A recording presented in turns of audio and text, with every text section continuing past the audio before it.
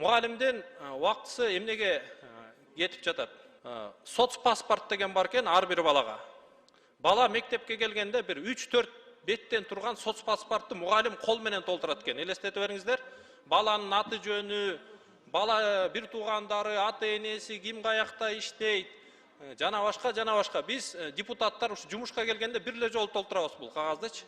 А мұғалімден адыр білесіздер, класстарда 30, 40, 50 баладан бар. Ар біреуіне 2-3 беттен толтырып көріңіздер, сабақ бергенге уақыт деле қалбайды. Азыр түндік системасында ар бір балаға бүт маалымат бар. Мен ойлаймын, бұл отчетты ешқандай мұғалімге жүктелбеш керек. Мұны толығыменен түндік системасы арқылы автоматтық түрде маалыматты кімге керек болса ошол жерден чогултуп алыш керек. Кийинки отчет болсо класс жетекчилеринин секциясы. Ар бир мұғалімден ушуга папкасы бар экен, ай сайын ошо папкасына бир кагаз кошуп толтуруп турат экен. Ата-энелер мектеби деп бүгүнкү күндө негизи жакшы бир ыкма берди биздин Гапыр Мадаминов агайдан. Бирок тилекке каршы колдонгондо биз муну башкача колдонуп атабыз. Ар бир мектепте уюштуруучу бар, андан тышкары ар бир мұғалимге жүктөп коет экен.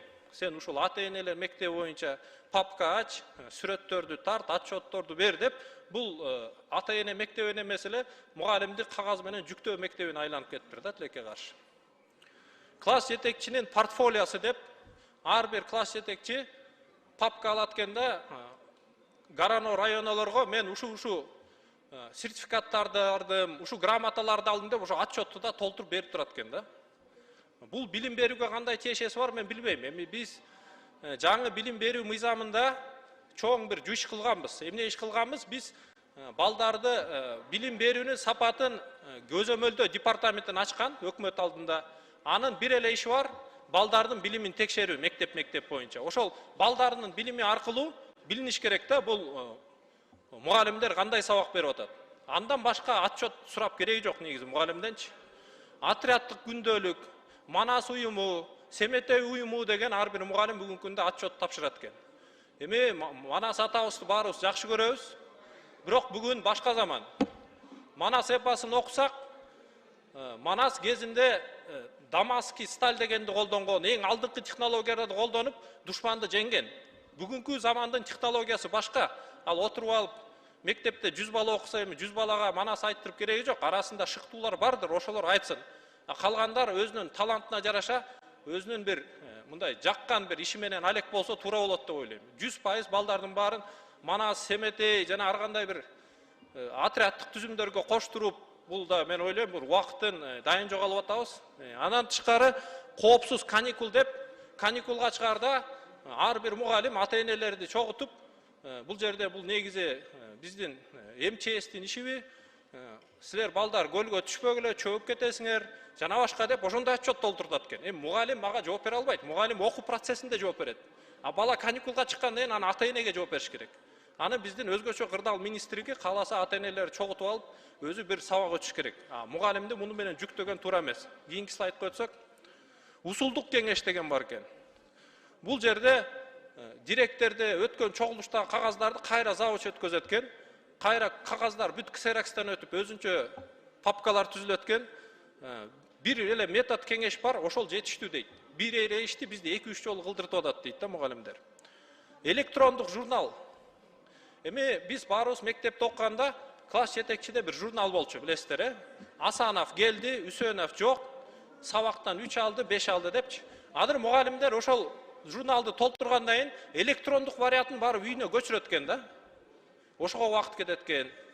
Бул жерде сунуш биз цифровизация заманында болгондо ар бир мұғалимге ноутбук беребизби же ар бир класска компьютер коебузбу, бир эле электрондук вариант болсун. Мұғалимдин убактын ага да кетирбейли. Анан календарлык күнүмдүк план деген бар. Эми жаш мұғалим сабакка келгенде календардык план, күнүмдүк план толтурган туура, бирок бир 10 жыл стажы бар мұғалимге ал кереги жок. Ал мұғалим автоматтык түрдө баарын жатка билет, ал канына сиңген, аны кайра күндө күнүмдүк план жаздырткан, бул деле бир туура эмес иш деп ойлойбуз. Планерка, текшерүү кагаздарды сурайт дейт. Планерка сайын текшерүүчүлөр келет дагы, канча планерка өттүң, планеркада эмнени, эми мен ойлойм, бирөөбүздүн бир фирмабыз болсо, фирмадан планерка өткөзөсүң. эмне иш кылдың, кылбадың деп ошого жараша иш кыласың. А мугалим болсо эмне планерка өткөздүң, эмнени сүйлөштүңөр деп ошого отчет толтурат экен. Административдик кеңеш. Бул чарбачылык иштер, олимпиадалык иштер боюнча кайра эле мугалимге бир 5-10 беттен турган ар кандай отчетторду толтурат экен. Кийинки слайдка өтсөңүз. Гараного ар бир мектеп отчет берет. Ар бир баланын успеваемость боюнча жакшы окуп атабы, жаман окуп атабы, ошол эле отчетту айыл өкмөт өзүнчө сурайт экен.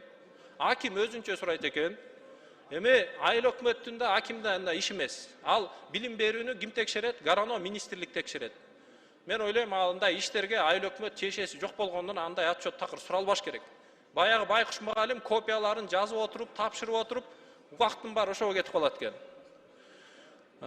Ийрим иштердин папкасы, кружоктор боюнча отчет деген бар экен ар бир мугалимдин. Шахмат кружок боюнча өзүнчө отчет, футбол кружок боюнча өзүнчө отчет. Эми мунун баарын көрсөтсөк болот кийин комитеттен. Бул жүздөгөн беттер, урматтуу коллегалар. Биздин мугалимдердин сабак бергенге убакыты жок экен. Алар кагаздын үстүнө кагаз толтурмай. Тарбия иштери боюнча уюштуруучулардын айлык маянасын көтөргүлө дейт. Эми бизде азыр өткөндө кандай жаман окуялар болду мектептерде.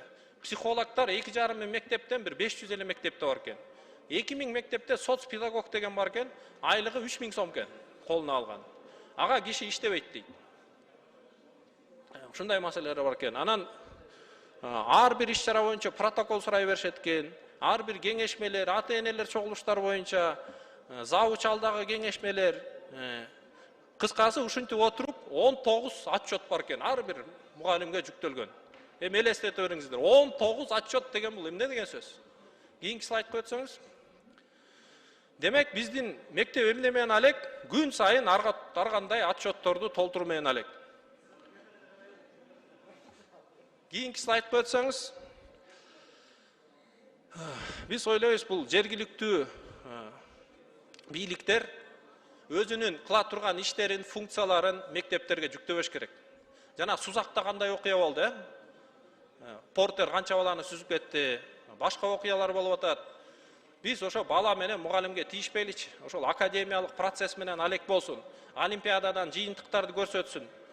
Жана башка. Бул баланын келечеги, бул Кыргызстандын келечеги.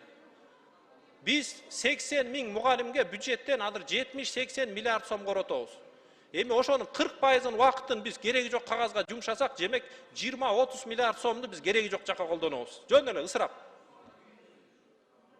Биз да муну токтотолу. Кийинки слайдка өтсөк, башка мамлекеттер эмне менен алек десек, акыркы 3 күндөгү жаңылыктар, Вена университетинде дүйнөдө биринчи болуп жасалма интеллект. Бүтүрүп коеюнчу. Кошуп коюңуздар, оюңузду бүтүрүңүз. Рахмат төрага. Мына жаңылыктарды окусаңыздар, Вена университети дүйнөдө биринчи болуп жасалма интеллекти студент катары окууга кабыл алыптыр дейт. Кийинки жаңылыкка өтсөк. Кытайда атомдук технология аркылуу 50 жыл иштеген тыйын менен тең аккумулятор жасашыптыр. Демек, ушул соткага салып коесуң, 50 жыл зарядка жок колдоно бересиң. Дүйнө эмне менен алек. Кийинки слайдка өтсөк. Америкада 10 миң, 12 миң жыл мурун өлүп калган карышкырды кайра тирилтиптир. Сөөктөрүн казып чыгып, гендерин алмаштырып, азыркы карышкырдын генине 91% өзгөртүү киргизип, 12 миң жыл мурун жашаган карышкырды тирилтип, ушул төрөлүп, мындай айтканда, илим каяка кетип атат. Кийинки слайдка өтсөк. Кавасаки жанагы робот ат жасаптыр, ал ат кадимкидей эле миңдеген километрлер токтобой чуркап кете берет экен. Тоолордон ашып, жана башка. Кийинки слайд. Бул эмнени айткым келип атат? Биз балдарга эмнени беришибиз керек? Биздин сунуштар. Ар бир мектепке акылдуу такта керек. Ошол биз көрүп аткан нерсени балдар кабинеттен технологияларды көрүш керек. Биз ушул төраганын фондунан жардам алып, ар бирөөбүз өздүн региондорубузга акылдуу такта белек кылып атабыз. Бул абдан сонун иш, бирок бул темпти дагы тездетишибиз керек. Азыр дүйнө өйдө ылдый болуп атат. Кимде алдыңкы технология болсо ошо жеңип атат. Биз азыркы окутуу ыкмасы менен биз тилекке каршы дүйнөдө мындай илим жагынан, технология жагынан артта калган мамлекет болуп калып атабыз. Ар бир мектепте эң алдыңкы лабораториялар ачыш керек. Физика, химия, биология, То есть ушул жаңылыктарды балдар кийин түшүнгөндөй болуш керек. Ошол генди жаңыртыш үчүн азыркы карышкырдын, иттин, ошо айылдагы тооктун гени эмнеден турат? Ал гендин кандай өзгөртсө эмне болот деп, эми дүйнөдө мектептерде ушул билим менен алек балдар 8-9, 10 класста ошону түшүнөт. Азыр өнүккөн өлкөлөрдүн мектептерине барсаңыз, бизде тилекке каршы ал нерсе жок.